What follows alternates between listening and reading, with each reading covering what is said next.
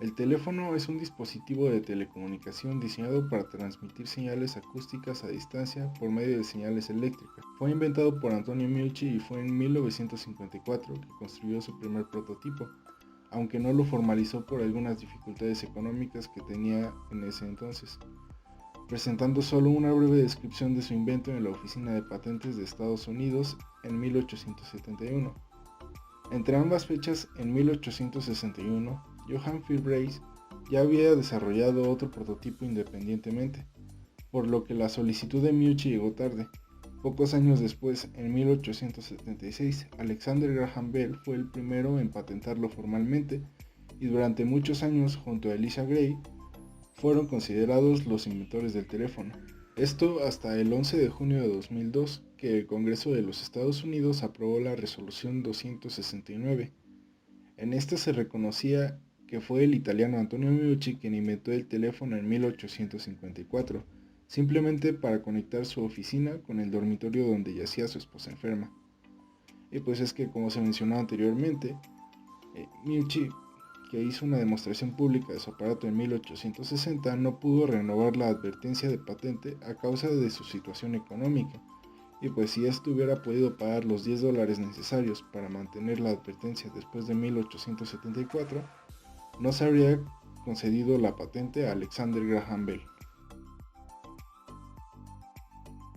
Ok, a continuación vamos a hablar acerca de qué es la red telefónica conmutada.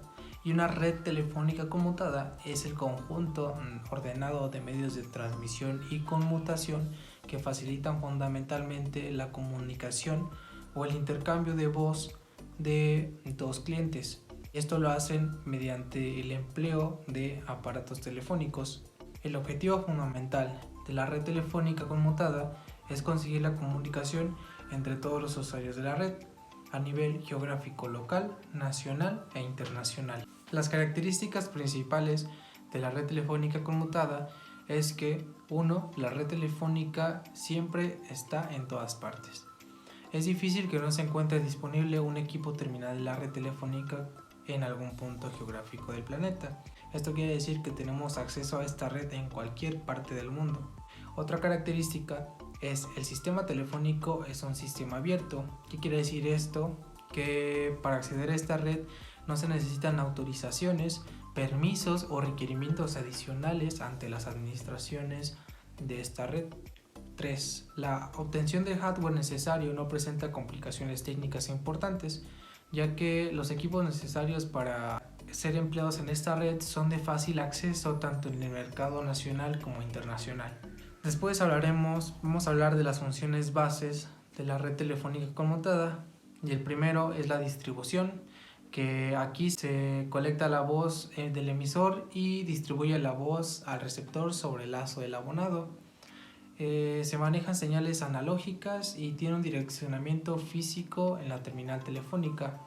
Posteriormente tenemos la codificación, y esta se realiza en la central telefónica que colecta la voz y la transforma en una señal de analógica a digital. Tenemos por otra parte la conmutación, que es aquí donde se encuentra la ruta entre los dos abonados o dos clientes y se hace uso de la conmutación de circuitos.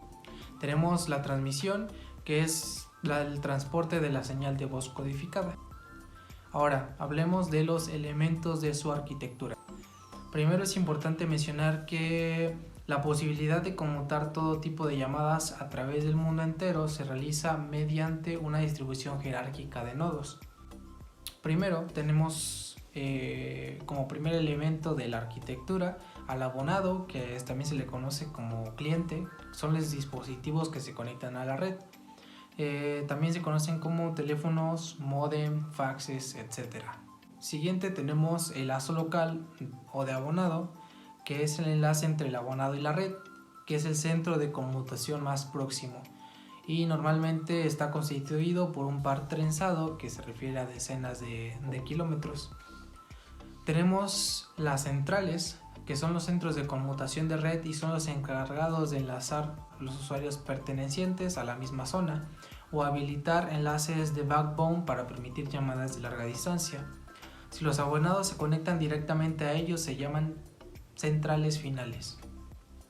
Después tenemos como otro elemento la red de conmutación, que también, como lo mencioné ahorita, lo dije, backbone es la red de conmutación y es el conjunto de centrales de conmutación unidas entre sí que ofrecen cobertura nacional e internacional. Después tenemos la red de transporte, que son las líneas principales o troncales, y aquí se unen los conmutadores. Pueden transportar múltiples circuitos de voz usando múltiples acción de frecuencia.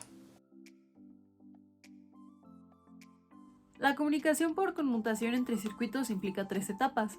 La primera etapa es el establecimiento del circuito, la segunda etapa es la transferencia de datos y finalmente la tercera etapa es la desconexión del circuito. Una vez que se ha fijado la comunicación entre el punto de origen y el punto de destino, el ancho de banda queda fijo durante todo el proceso y este solamente se termina hasta que se corta la comunicación entre ambos puntos. El primer principio nos dice que la conmutación establece una conexión bajo demanda entre dos terminales. El segundo principio nos dice que la conmutación telefónica se encarga de estudiar todos los procedimientos necesarios para poder conectar dos dispositivos de cualquier tipo, además de determinar qué dispositivos se necesitan para poder lograr esta conexión. Estos centros cumplen con 3 funciones muy importantes, los cuales son conmutación, la interconexión y el control. Estos 3 principios los podemos ver aplicados, por ejemplo, en una central telefónica que utiliza un sistema conmutado.